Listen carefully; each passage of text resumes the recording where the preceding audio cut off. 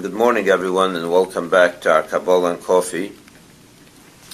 This morning we are continuing the Maimah we started 2 weeks ago. Spalter, the Maimah the Rabbi said on the topic on Lag B'Omer of 1951, on the topic of Sfiras Omer, of counting the Omer. And the Rabbi began the Maimah by saying that there's a three-step process. Yetzias Mitzrayim, the Exodus from Egypt. Then it begins the counting the Omer. But before we count the Omer, we actually bring the offering of the Omer. And then we cut the Shavuos, at which time Hashem brings us into His closest intimacy, inner chamber, becomes one with us. And that's what Mount Sinai represented. So this Maimer discusses the interim, the between Pesach and Shavuos, the counting of the Omer. And the 49 days of the counting and the day that we bring the Omer offering, both these are two steps in the process of purifying and elevating and sifting through and transforming the Nefesh HaBahamis, the animalistic soul within man. Now there are two elements to the animalistic soul, just like there are two elements to the godly soul, and that is intellect and emotions. And the animalistic? Both. The animalistic also has animalistic intellect and animalistic emotions. Just like the neshama has seichel, intellect, godly intellect, and godly emotions. And our job is to not only transform the intellect, which we do through the bringing of the Omer offering, as we discussed last week, which is more in general terms. But the real job, the real effort, is done in the 49 days following the bringing of the Omer, which is to transform and elevate and to perfect the emotions of the animalistic soul. And the emotions, as we know, there are 7. Chesed, kindness, gevura, severity, and so on. But each one is intertwined with all other 7. So you have chesed within chesed, severity within chesed, tiferes within chesed. So you have all 7 within each. And last week we learned how these intertwining of the midas, of the emotions, work regarding the godly soul. And he took one sphira, one midah, one emotion called chesed, and he showed us how it's included, how it encompasses all 7. There's gevura within chesed, tiferes within chesed. This week we're going to learn how it works with the nefesh habahamis, with the animalistic soul. You with me? The pasuk says, the verse says in Ecclesiastes that Hashem made one against, just like everything that He made in the holy side, He has a parallel in the unholy. Just like in the godly soul, we have this, every one of the emotions includes all 7 for a total of 49. In the same way, it's also with the animalistic soul. That every one of the 7 emotions are intertwined with all the other 7. So you have a total of 49. So just like it is by the godly soul, that's how it is by the animalistic soul. And then he gives again the example of the midah of chesed. For example, the emotion of love, kindness. So you have the love of the animalistic soul. What is the love of the animalistic soul? In a inyan chesed shebechesed, first you have the love itself. What is love? An attraction. Love is attraction. Kind, you know. So you're attracted. What is the animal attracted to? The animalistic soul. What is its loves? Basically love for worldly, materialistic things. But what's chesed within chesed? So now he says there are 7 within chesed. So the first one is chesed, shebe chesed, the kindness, love within love. Hu masha ahavose lidvorim gashmim bo lidei bitui b'tshuka glui l'gashmis. Maybe midis hachesed al derech moshel. Like the attribute of chesed, for example, in India chesed shebechesed masha ahavose lidvorim gashmim bo lidei bitui b'tshuka glui l'gashmis.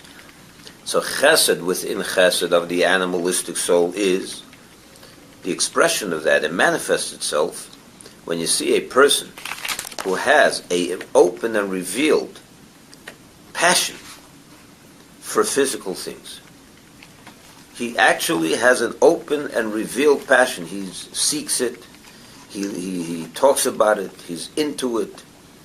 So that's it's not just a general love, but it already comes down to the level where he pursues it. He's very much into it. Gvura shebechesed. What's gvura of chesed?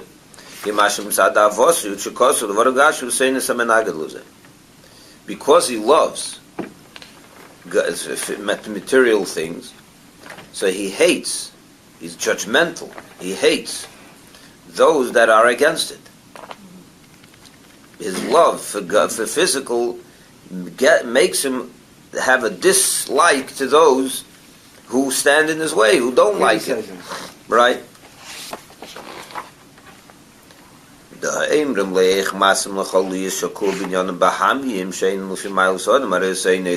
people who chastise him, who tell him, what is this with you? You're so, engrossed in physical, materialistic life. You tell the person that tells when a person tells this person, become a mensch, be a little more refined, be a little more into, human things, not into animalistic things. So naturally he takes a disliking to such a person. Because of his attraction, because of his chesed, is it love for the material, so someone that chastises him and is against it, he hates them. So that's gevura within chesed. V'tiferes shebechesed was the third. Tiferes is, we said before, boastfulness, takes pride in it. It's pride, right? In addition to the fact that he's drawn and attracted to physical things, see, he boasts it. He is arrogant about it. And he's excited. He gets all excited about it. So that's the Tiferes. The Inyan Netzach Shebechesed. What is the fourth level, midah within Chesed, Netzach? Endurance, victory. Who the Gam Kashem Mezesi Bechaseda Eslam Shichel Dvarim Gashim. Sometimes a person who generally has an attraction for physical things, which most of us do, but sometimes you don't have you lack the open and revealed drive. You're more tame. You're not crazy. You're not pursuing it with passion. He's missing a little bit of the being drawn after it. But maybe because you're an outcast, because of that, everyone else is into it, and you seem like you're not interested, so it makes you look different. So you find within you a victorious nature to develop a revealed attraction to it. You're watching the video?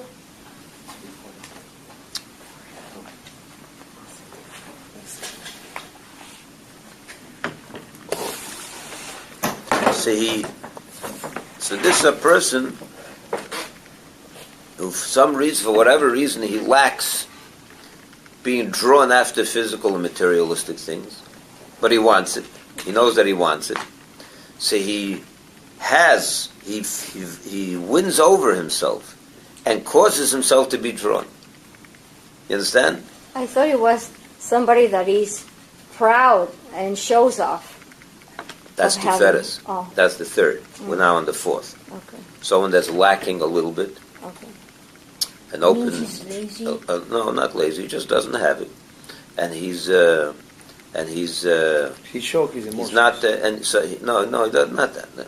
He lacks a little bit in his. He's not drawn. He's not. He doesn't have an open attract. He's not drawn to it in a practical way. Okay. He's lacking the pull. He's not pulled towards physical things so much, but he wants it. In other words, he knows that maybe he's different. For whatever reason, he develops within him a victorious nature. He overcomes that lack, and he gets himself to be drawn to it. Netzach within Chesed. He overpowers that, that calmness where he's not drawn, and he makes sure that he is drawn. Which is, if you think about it, it's quite amazing. You should be happy that you're not so drawn. Which person if you don't have that Yetzer Hara, good news, thank Hashem. But he's, I guess this is a sign of real, we're talking about the animal soul over here, so it could be sometimes because of peer pressure.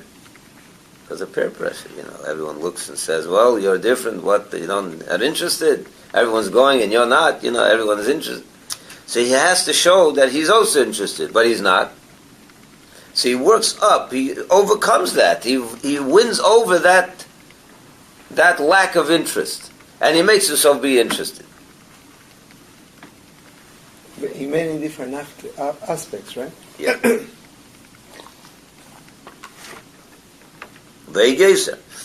And he goes a first step further, and he can become terheitche bechesed. The fifth midah, which is until now he talked about an inner, that he doesn't have it from within. He doesn't have an attraction, so he overcomes his own weaknesses, right? Weaknesses. But if sometimes this victorious nature can be so strong that even when from outside forces he has a lot of there's a lot of external forces that get in the way, that are obstacles to him being drawn after such physical things, the materialistic nature, and they even embarrass him. His parents or whoever, his teachers, his Rabbi, and so on, and they embarrass him and they shame him. And they say to him, look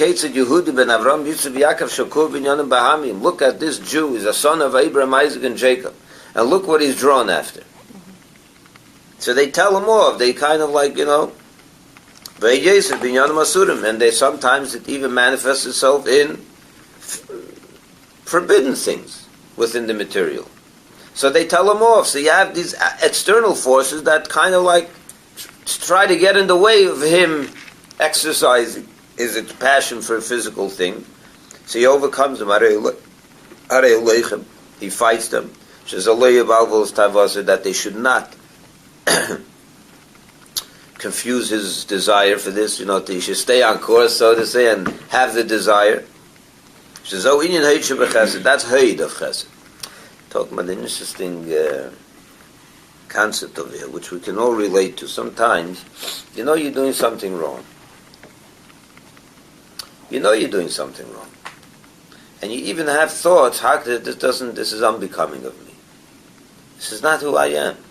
I should be drawn after such a thing, even if it's not prohibited, but even if it's permitted. But that's not who I am.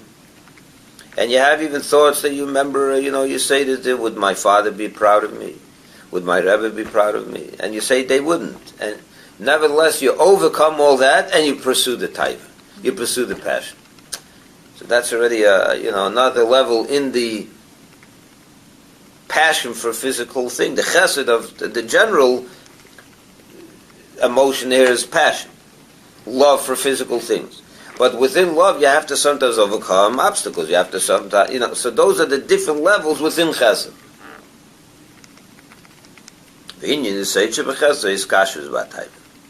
What does he say? The sixth level, the sixth midah, which is, as we said earlier, we know that Yesod is the bond, that you bond with this desire, with this physical attraction. Is at the end of the day, you have to bring it down to action, right? So the step before you actually act on your desire is to bond with it, to connect to it. So that's Yisoid. So this is all in the emotions. You're still in the realm of emotion. You didn't do it yet.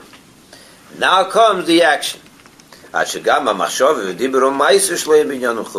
leads to the actual mind, thought, speech, and action as they are acting out the physical, the passion for physical material things.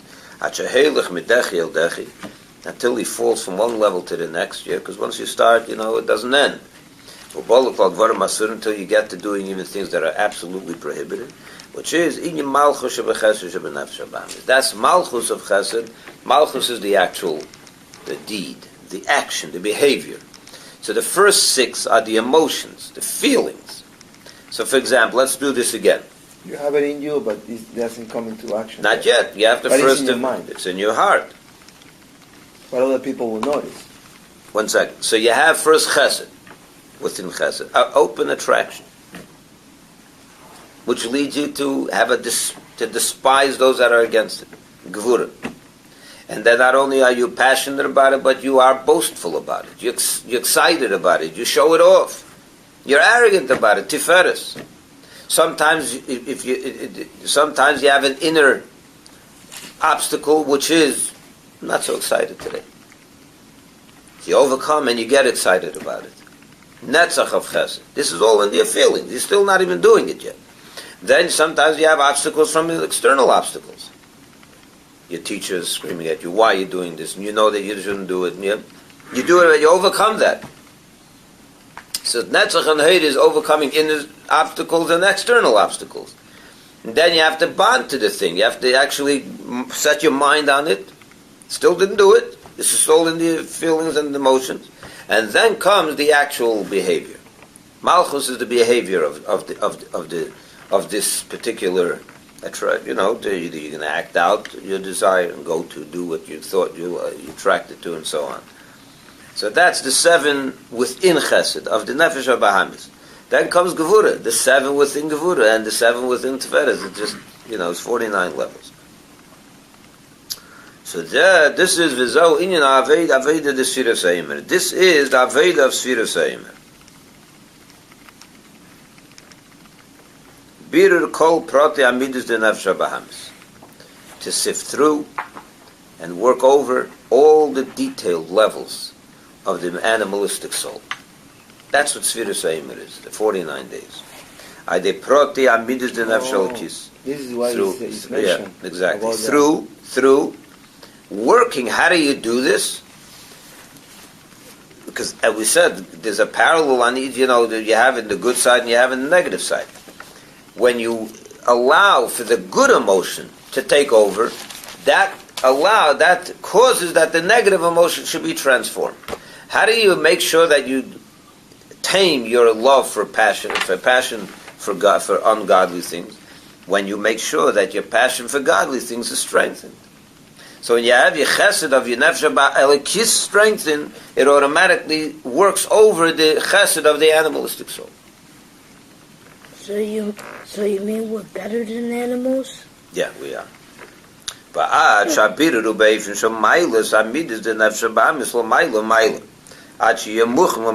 Until this perfecting, working through the emotions of the animal soul is done in such a way that you don't just crush it. You elevate it. You work it over so that the animalistic soul should also come along with the godly soul to Matan Torah. That it too should relate to godliness. When Matan Torah comes, that's when God is in His essence is revealed. As we say that Hashem said, Anochi, the first word of Matan Torah is Anochi, I, which is usually said Ani. But over here it says Anochi, because the 4 letters make up the acronym for Anon Nafshik Savis Yehav, is I, my soul, I've written into and given you in this Torah. I've given you my essence in the Torah. So when you get to that point, when you go through the 49 levels, you reach the 50th level, which is the essence of Hashem, which is Shavuos, Matan Torah. So when you have the Torah, you have the essence of Hashem. And that happens after you work over the 49 levels. And that's what happened the first year. When they left Egypt, they counted 49 days and got to Shavuos. This is also the meaning of the word usfartem. Usfartem means you should count, but it also means you should brighten up.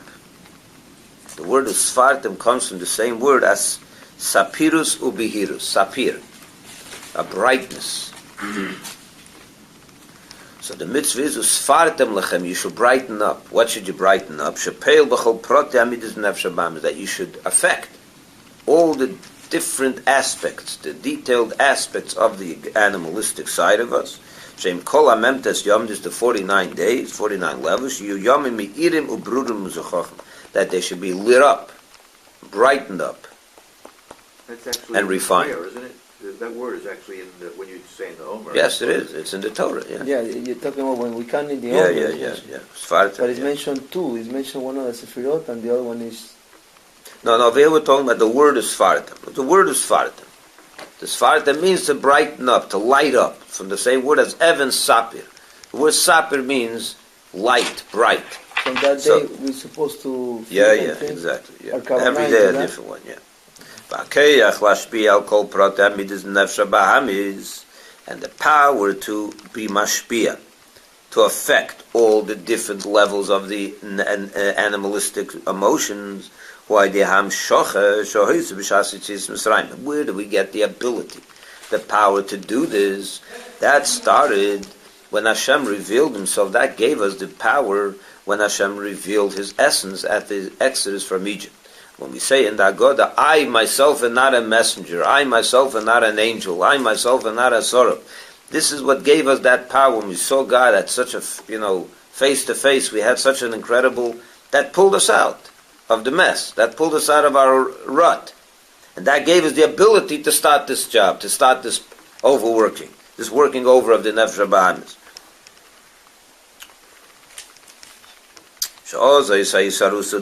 Then was an arousal from above. Pesach, we said before, was Hashem initiating an arousal from above, revealed Himself even though we didn't earn it or deserve it. That was the revelation from above that gave us the strength to do this Aveda, to do this 49 steps of purification. It's when Hashem revealed His essence. As it says in the Haggadah,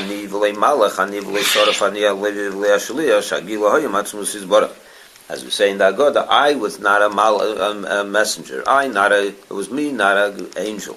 Me, not a sort of, not a messenger, but the essence of Hashem Himself was revealed. As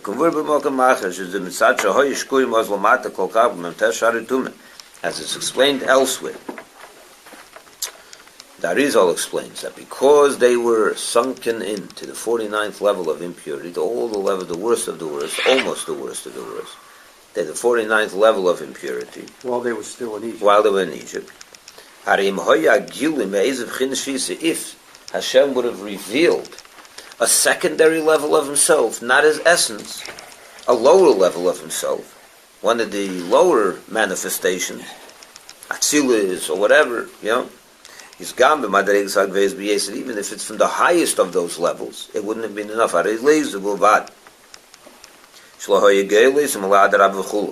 Not only would it not have had the power to redeem them from this mess that they were in, the 49th level, but it would have been even worse and would have made matters even worse.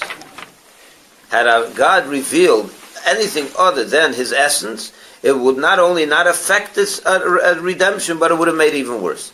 Because it could be, because it lacks the power, it would have, the Jews in their ultimate unholy state would have corrupted that godliness, would have corrupted that level and fed them even more the ability to be for negativity. Because remember, we say this all the time, that all your The power of klipa can only come from kedusha, from holiness. So once you're in the lowest level of unholiness, the power. What are you going to give me? The highest level of holiness? It's the parallel. You need something stronger, and that's the essence. Had Hashem revealed. One second. Let me finish. Had Hashem. One second. You have to wait a second. Had Hashem revealed anything less than His essence, it would not only not have redeemed them, but it would have destroyed that. It would have schlepped them even further down. This is an interesting point that Rabbi makes here. Here Hashem is revealing high-level holiness, high-level godliness, and not only is it not helping, it's making matters worse. And that's the reason, because it was the only possible life preserver he could throw at that point. Is His essence. That's it. Yeah, because that would have caused them to allow for the klipa that they're in to nurture from it, because it doesn't have the ultimate power to cancel it. So all it's doing is allowing for klipa to extend, to nurture from it. So Hashem had to reveal the essence. The essence cancels out everything and schleps them out, and that's what happened at Egypt. So that's why then the revelation was from the essence, which is beyond all the levels. And this is why it says God passed over, right? That's what Pesach is, Passover. What is Passover? The concept of Passover, what is the meaning of this? Pesach Loshen Dilud. It skipped over, right? It jumped over. What is skipped over, jumped over? Jump means you're not going in an orderly fit. It's not orderly. You're jumping. When do you jump? When does a person jump? When you can't go through. When you can't go straight. When you can't go in order, you jump. That's what happened over here. Hashem jumped. What does that mean to jump? He revealed for them a level that was not in regular order. There was no way they deserved any kind of revelation of such as this.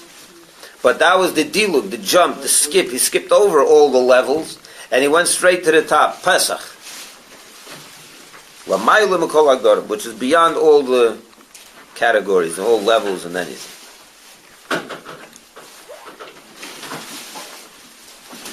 Now that everything's going to answer, the problem is it's late, so we will have to stop there. We'll finish next week. I believe we're close to the end of this Maimer, and we'll finish up next week the Maimer.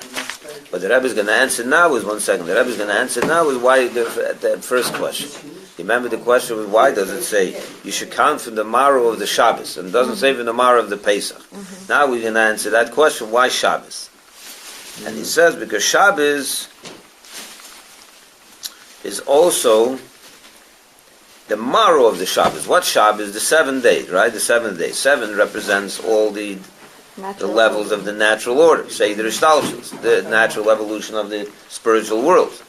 The Machras HaShabbos, from the morrow of the Shabbos, represents a level that's beyond that. That's why it doesn't say Machras HaPesach. Okay, we'll get to that next week. Thank you.